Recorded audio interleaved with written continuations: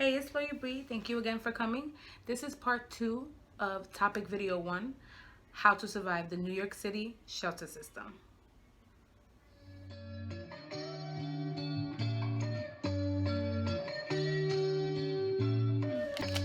This is part 2 because if you haven't watched, there's topic video number 1, which was posted about a month ago or so. Maybe this topic video part 2 was really requested. Got a lot of questions and follow-up for this video. Please, I want you to stop. Go watch it. It will be great. It's an intro of this. So if you're not going to the next video, I just want to make a disclaimer. This is not for rooting for people who just want to just go into the system to get something free, or to think that it's something that you should do, or this is if you really need it, and this is very good information. Okay? All right. From the previous video, I got a lot of questions like vouchers, my kids, transitioning, how about if I work in a location and they send me to a whole nother location? My life is in the Bronx, my life is in Brooklyn. I got a lot of answers to those questions. I don't know if there's gonna be a part 3 to this. I hope this is really detailed for you guys, and yeah, I hope it really helps. Okay, so one of the first questions I want to address is children. Children are resilient. Kids love routine though. So just remember that once you're situated in a situation with children, that you create a routine in your new location, wherever it is. Remember, home is not where you are. It's what you make of it, who's around. So just always remember that children are going to follow your lead, and you're not gonna have to worry about. You may have questions, and these questions come with why we're moving, things like that. Mommy thinks this is better for us. Mommy knows what's going on. Whatever the situation is, I got it under control. You don't worry your little self. Now, depending on how old these children are, if you have a teenager or preteen that knows, or somewhat understands certain things, and obviously at that age they understand, so you need to be transparent. You need to tell them the situation. I mean, you are in this world, you're not gonna get something, well, God or whatever you believe in, it's not gonna give you something that you cannot handle. So just understand that you would just have to explain your situation at the most discretion as possible, but you find a way. You can find a way how to explain why you're moving or why things are changing. And the more transparent you are with a teenager, the more they feel comfortable. Once again, if you haven't watched the first topic video, you won't know, but I mean, I mentioned creating before you decide to enter. If you have a decision to enter, or if you're planning to enter, just know that you have to create a safety net, a village, a support system, because the people around you that you're just gonna meet, or that you're there in other situations that may not, that are kind of similar to yours, you guys end up in the same location, same situation, is not something that you need to rely on at all. Making friends is not something that you should do.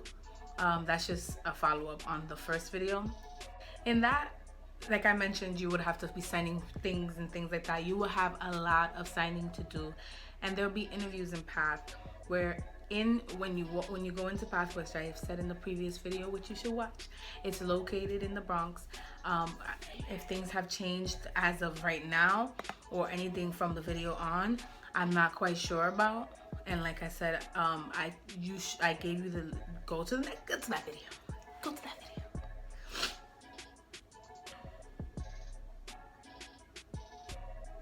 But yeah, you have different kind of interviews.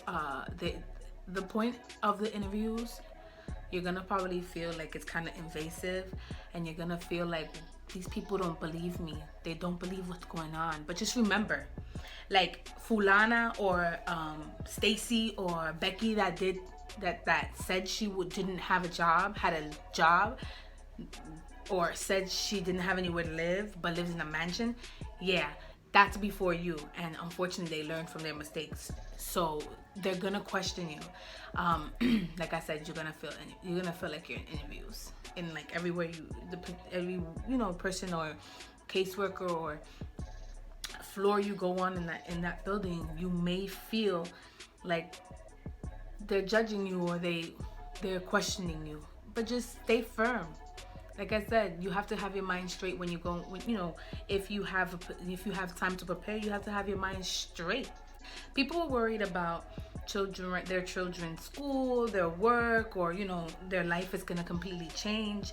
Well, when you go into the process, when you're in path and you go into the process, you do have to fill out certain paperwork, such as you fill out questionnaires of where you work, where your children work, where your children go to school, things like that. And they're supposed to be putting you in a location that benefits everyone's situation, or try their best to put you in a situation where you can access you can access work, you can access the kids' school.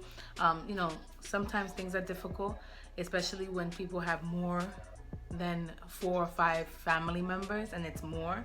Sometimes that situation may be difficult because you need a bigger location.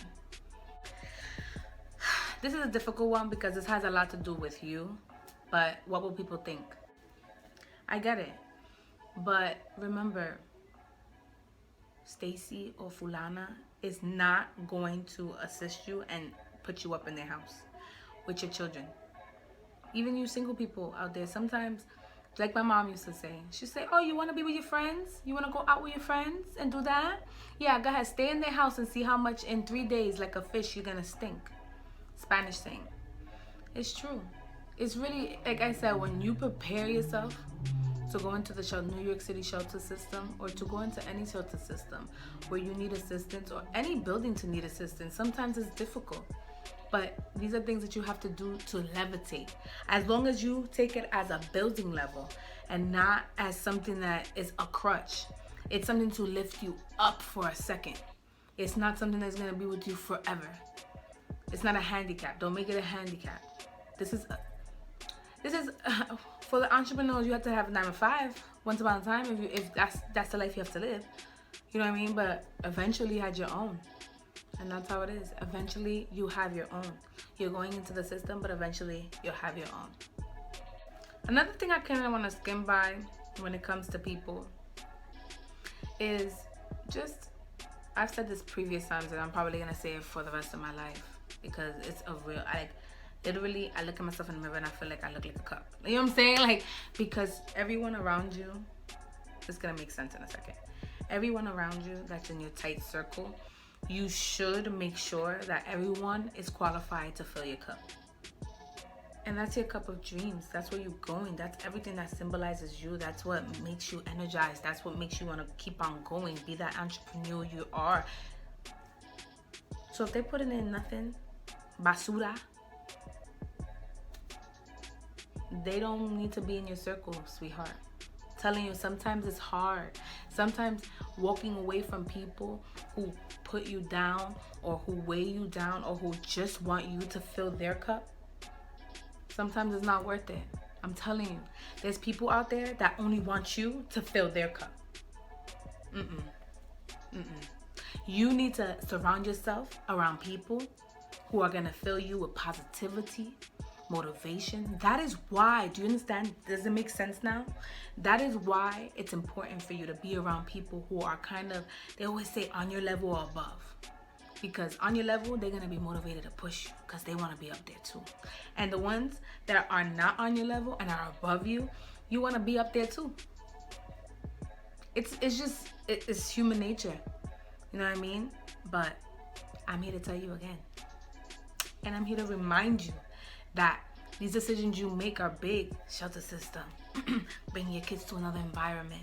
You don't even know where you're gonna be.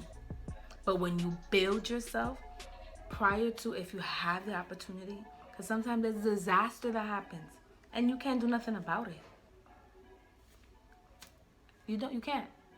But maybe you have watched this before and you're able to understand that what you're able to do, that you have a choice, and that you can prepare yourself in these numerous ways. Comment down below if there's anything else that you guys think should be in this video, real quick, before I go into vouchers. So for vouchers, I have to read my notes, so don't judge me. They look a little crazy out here. Does anybody hate wearing glasses, but I don't want to wear contacts?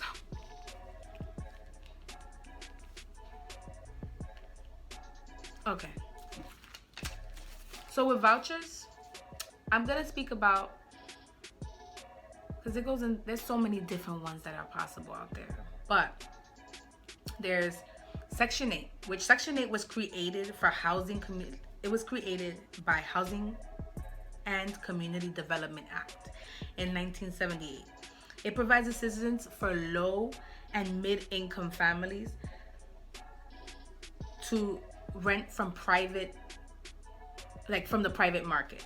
So that's why people with the vouchers, they're like, oh, I just gotta find, they can't go into the projects, they can't go into the, they can't go to NYC, they can't, because these are for people with low income.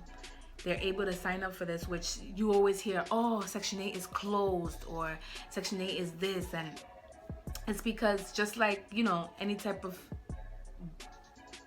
good thing and thing that can assist you, the government and the state limits it for a little while, which I don't know what stops it. I'm gonna be honest with you, this is all me, but they must be just waiting for people to die with the Section 8. Because why stop it? Why make a pause on it when, if I am a low income or mid income, I should have that access, and just let me be.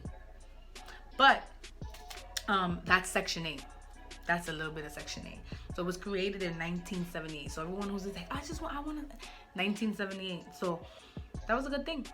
So now, with vouchers, there's different kind of out vouchers that they're gonna offer you. There's vouchers if you're working. There's vouchers if you have a disability. There's vouchers if you're a veteran. And the way vouchers work is the following. Vouchers come with fine print. There's certain things you may not know about vouchers. That's why it's really good for you to ask questions. When you go with your caseworkers and things like that, when you're there's, like I told you, watch the other video. But like I told you, there's like a three different kind of situations you can kind of live in. It could be more of the independent.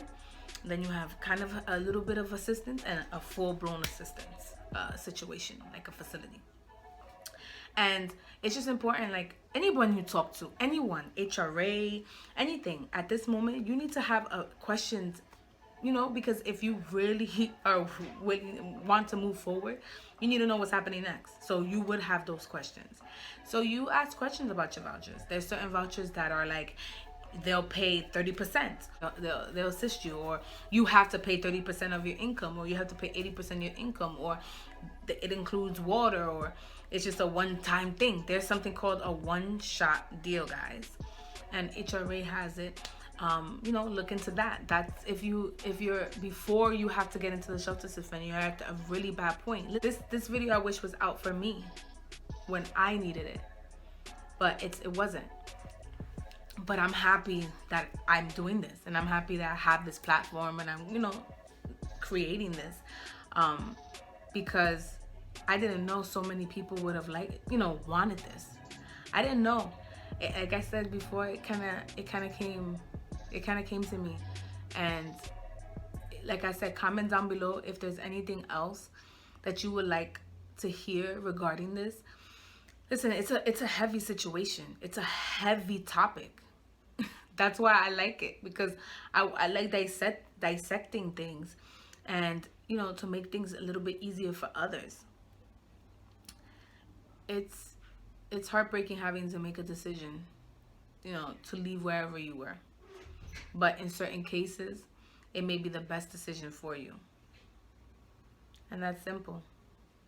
So comment down below if there's more that you guys want to hear about. I'm more than happy to assist.